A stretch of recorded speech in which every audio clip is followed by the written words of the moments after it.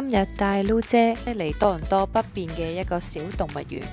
出發前都好期待㗎，係 Lu 姐今年第一次嚟動物園。到咗之後呢，天氣熱到地面都發晒光，我都懷疑自己唔係喺動物園，係喺焗爐。呢個動物園唔係常年都開嘅，入到嚟呢係有2個分支口通往唔同嘅園區，動物都好可愛，有馬騮啊、牛啊、羊啊、雀仔啊咁樣樣。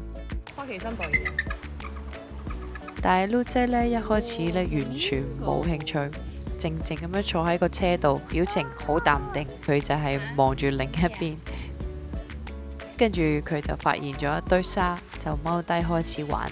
我一開始諗玩沙沙嚟啊，唔係啊嘛，玩沙。哦，俾爸爸。但係我突然間覺得，由佢啦，呢個可能係佢嘅方式去感受呢個世界。呢度有好多樹蔭過渡唔同嘅動物園區，咁慢慢姐都開始去投入望住啲小動物啦。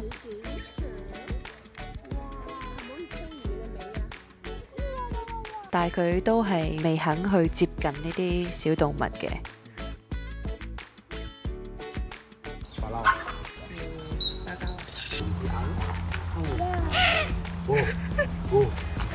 小天鵝。大烏蠅你趕佢嘛？過咗一陣呢，突然有隻烏蠅飛過嚟呢，佢就嚇到爆喊啦。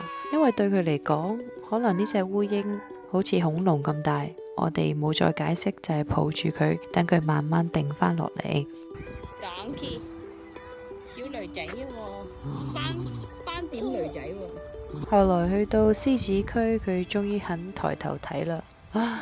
老母親感動啦！咩人瞓晏覺咯？虎虎啊！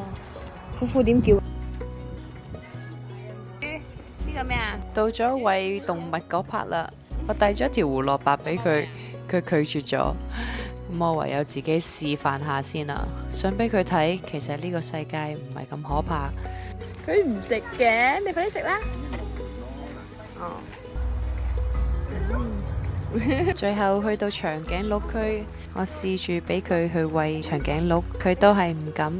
不過冇緊要啦，靜靜咁望，其實都唔錯。我唔知佢會唔會記得今日，但係我希望佢記得有個人冇逼住佢快啲長大，淨係靜靜咁樣陪佢一齊發現呢個世界。下次嚟動物園可能又係玩沙，都唔出奇啊！